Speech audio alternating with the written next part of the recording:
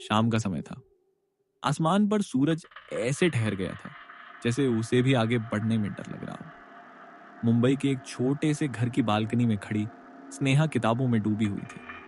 Temple architecture उसके लिए सिर्फ पढ़ाई नहीं, एक जुनून था। दीदी, खेलोगी? छोटे राहुल ने मासूमियत से पूछा। स्नेहा मुस्कुराई, लेकिन आंखें अब भी पन्नों पर टिकी थी। बस 5 मिनट राहुल। ये देख, ये मंदिर की बनावट, कितना परफेक्ट बैलेंस है। उसी वक्त दरवाजा खुला। अंदर आए राजेश मामा, चेहरे पर थकान, आंखों में कोई पुराना डर, जैसे अब भी जिंदा हो। मामा, आप गांव कब ले जाओगे? आपने कहा था ना, आपका मंदिर बहुत मशहूर है। स्नेहा की आवाज में उत्साह था और जिद भी। राजेश कुछ पल चुप रहे, जैसे कोई याद उनके अंदर से उठकर गले को जकड़ रही हो। वो मंदिर अब बंद है स्नेहा। आवाज धीमी थी लेकिन भारी। क्यों? सवाल सीधा था पर जवाब टेढ़ा। श्राप है वहां, एक संत का श्राप। कमरे में एक अजीब सन्नाटा उतर आया। राहुल डर कर स्नेहा के पीछे छुप गए। दीदी, हम नहीं जाएंगे ना? लेकिन स्नेहा की आंखों में डर नहीं था, वहां सिर्फ जिज्ञासा थी। मामा, ये सब अंधविश्वास है, मैं खुद देखना चाहती हूँ, प्लीज हमें ले चलिए। राजेश ने उसकी आंखों में देखा, वो जिद, वो चमक, वही चमक जो कभी उनके अंदर भी थी। कुछ पल बाद उन्होंने धीरे से कहा, ठीक है, लेकिन जो मैं कहूंगा वही करना होगा। अगले दिन एक पुरानी बस धूल उड़ाती हुई उस गांव की तरफ बढ़ रही थी। रास्ता जैसे धीरे धीरे दुनिया से कटता जा रहा था। पेड़ घने होते जा रहे थे, हवा भारी। गांव पहुंचते ही स्नेहा की रफ्तार धीमी हो गई। यहाँ सब कुछ अजीब था। लोग जल्दी जल्दी अपने घरों में जा रहे थे। खिड़कियां बंद हो रही थीं, दरवाजे अंदर से जकड़ दिए जा रहे थे। मामा, सब ऐसे क्यों कर रहे हैं? स्नेहा ने फुसफुसाकर पूछा। राजेश ने घड़ी देखी, 6:30 PM। उनकी आवाज में पहली बार सख्ती आई। 7 बजे के बाद यहां कोई बाहर नहीं निकलता। क्यों? स्नेहा ने फिर वही सवाल पूछा, लेकिन इस बार उसकी आवाज में हल्की कंपी थी। राजेश झुके और बहुत धीरे बोले, क्योंकि वो सुन लेते हैं। कौन? राजेश ने सीधा जवाब नहीं दिया। बस कहा, आज रात कोई आवाजें नहीं, एक भी नहीं। पहली रात के 7 बजते ही जैसे पूरे गांव की सांस रुक गई। ना कुत्तों का भौंकना, ना झींगुरों की आवाज, ना हवा का सरसराना, सन्नाटा इतना गहरा कि अपने दिल की धड़कन भी अजनबी लगे। राहुल स्नेहा के पास सिमट गया।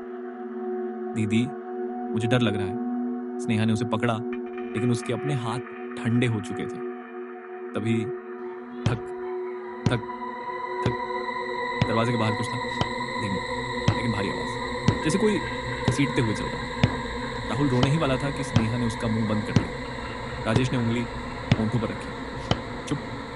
आवाज दरवाजे के पास आकर रुक गई। कुछ पल कुछ नहीं हुआ।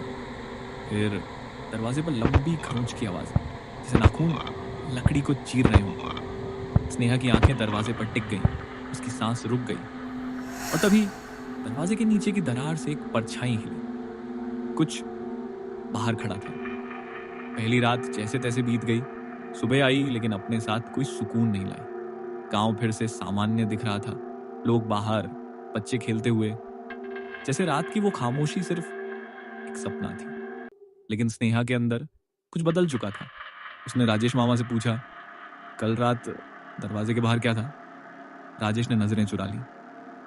कुछ नहीं, बस जंगली जानवर। जानवर दरवाजे पर खरोंच नहीं करते मामा। इस बार स्नेहा की आवाज में जिद नहीं, सच्चाई थी। राजेश कुछ नहीं बोले। उनकी चुप्पी ही जवाब थी।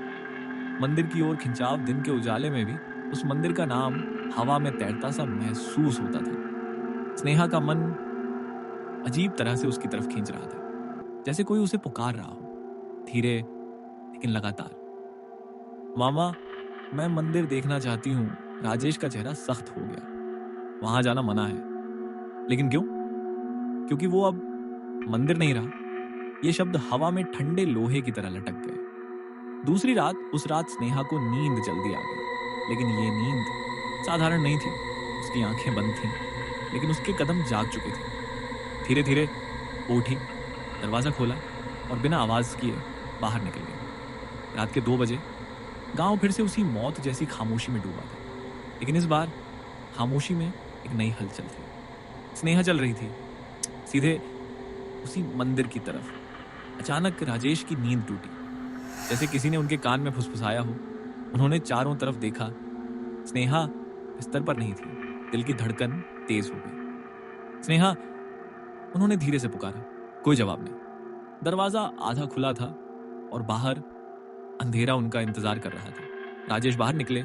ठंडी हवा ने जैसे उनके अंदर तक काट दिया। दूर धुंध के बीच एक परछाई दिखी। स्नेहा, वो धीरे धीरे चल रही थी, जैसे किसी अदृश्य धागे से बंधी हो।